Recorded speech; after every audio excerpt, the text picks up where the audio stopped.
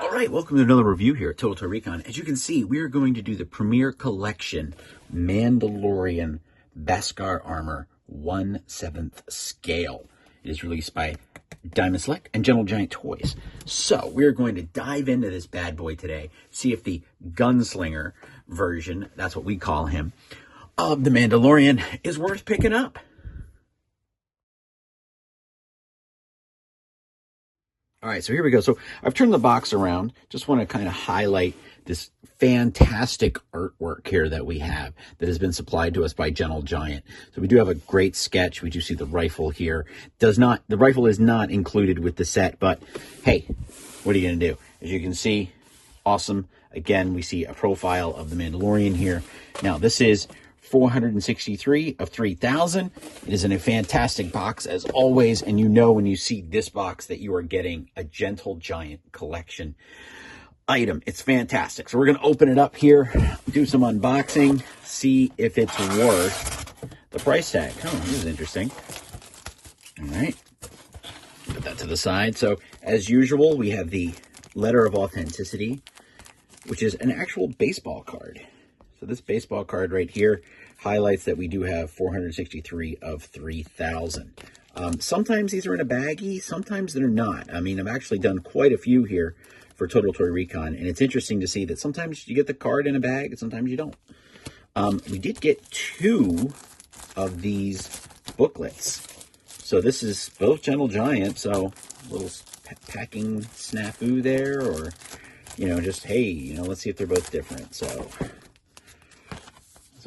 here's just a nice little, I always like Star Wars books, you know, give you a product list of different things so you know what's coming out. We have reviewed the Vader from Dagobah. We've reviewed the Luke, the Dreamer. We've done the holographic version of Darth Maul from Solo: A Star Wars Story. We've also done the Sith Trooper, and we've done the Crate Luke. So all of those are on our social pages, and you can check those out. All of which were great. I mean, there's not a bad one in the bunch. And then let's just do a quick, hey, we got an extra book here. I used to love it when I was a kid and got Star Wars extra stickers. It's the same one. Extra stickers, extra books. Because then I could put those stickers on other things and make, like, you know, Imperial stuff or Rebel stuff. It was always fun. Who doesn't love more stickers, right? Slide this out. I also think it's interesting that from time to time, the styrofoam is slightly different, which sounds weird, but as you can see right here, we have a Star Wars Gentle Giant has been printed into the styrofoam. We've had a couple that don't have that. They're just styrofoam. So you think that each one would kind of be stamped this way. What does that cost? Nothing. Or maybe it costs something. Who knows? We're going to open this up real gentle. Now, I say this over and over again, you always keep the box, you always keep the styrofoam. This way, you can store it, you can change it, you can, you know, transport it. Or, you know, sometimes if you have a lot of these, you have to make a decision of, well, which one's going to go out? Maybe you rotate them. All right, make sure, hopefully we are not all the way here. I'm going to be very careful. Never put the blade in too far. I should be done with that. And when you open it, always be gentle, because sometimes it's upside down. Or sometimes you'll have pieces that are going to fall out. And as you can see, we already have the hand and the gun.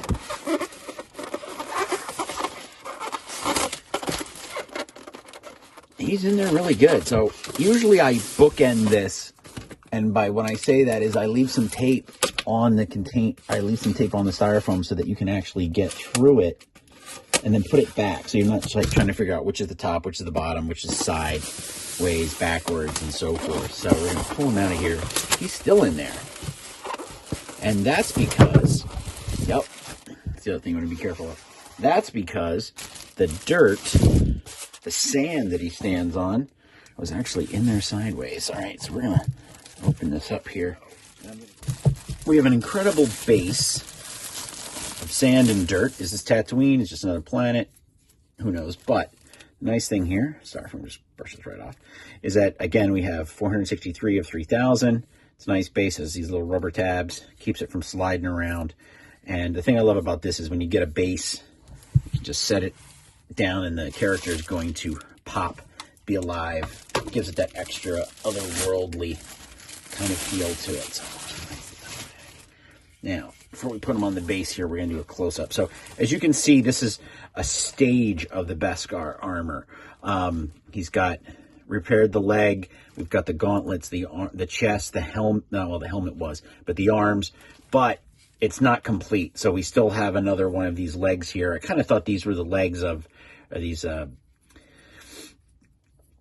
pads were part of the, what's it called? Or part of the shore troopers. Because he did have an arm that was shore trooper. So we kind of had a couple other shore trooper pieces that were floating around here. But like this little touch here, you can see the dagger that he fights the Mudhorn with. We have the holster. We have these extra cartridges for the rifle. And as I said, the rifle is not included, but the helmet is fantastic. Very shiny. And look at the cape, which was a big thing for Pedro Pascal. He really loved the cape on the character. A little bit of dirt right there, in a good way. It's all dirt. Shows that it's worn. Isn't that nice? Love the gloves. Love the blue on the gauntlet. So let's mount him here, and it looks as if. So another thing, nice little detail here I'm going to point out is you're never going to see this again after you put it on and off, but they actually have a boot print in here for his shoe right there, if you can barely see it. So we're going to, and then there's also kind of one right here too. So that's such a minuscule detail. It does kind of help to have a target spot of where everything's going to go. But at the same time, it does give it that lived-in Star Wars look. Amazing, right? A little bit of plastic floating around there from the bag. Get that off. Let me stick this in here.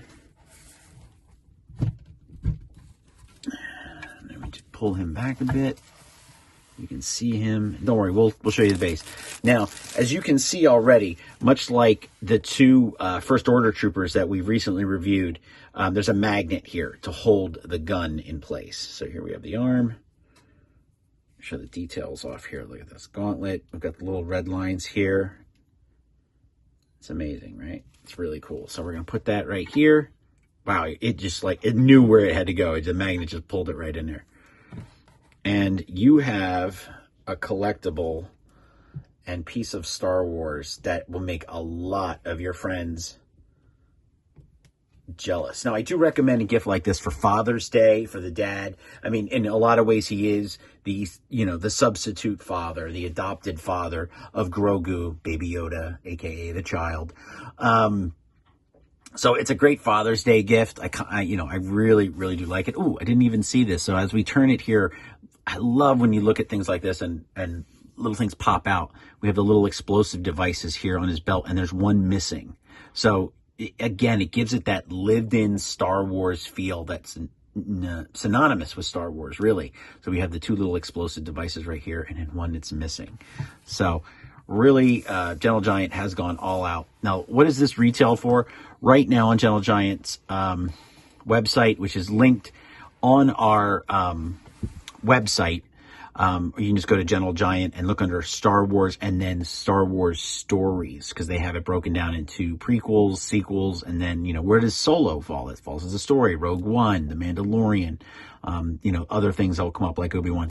He's currently retailing for $174. Now, how tall is this bad boy? From the bottom of the base to his helmet, he is 11 inches tall, but he is 10 inches tall without the base. So you're getting an 11-inch statue, 1/7 scale statue of the Mando. So I'd like to thank Gentle Giant for sending us this to review. It is fantastic. It is going to have it's going to rotate into a permanent spot into my collection because he just looks amazing. And I would like to go out and say I wasn't a Boba Fett guy growing up. I was all about Luke and the Jedi and that when I was a kid. Boba Fett was never my thing, but when The Mandalorian came in and to actually see his whole story play out, I became a huge fan of the character as well as the culture behind The Mandalorian. So thank you, Gentle Giant. He is amazing. This is Bob from Total Toy Recon. Thank you for tuning in.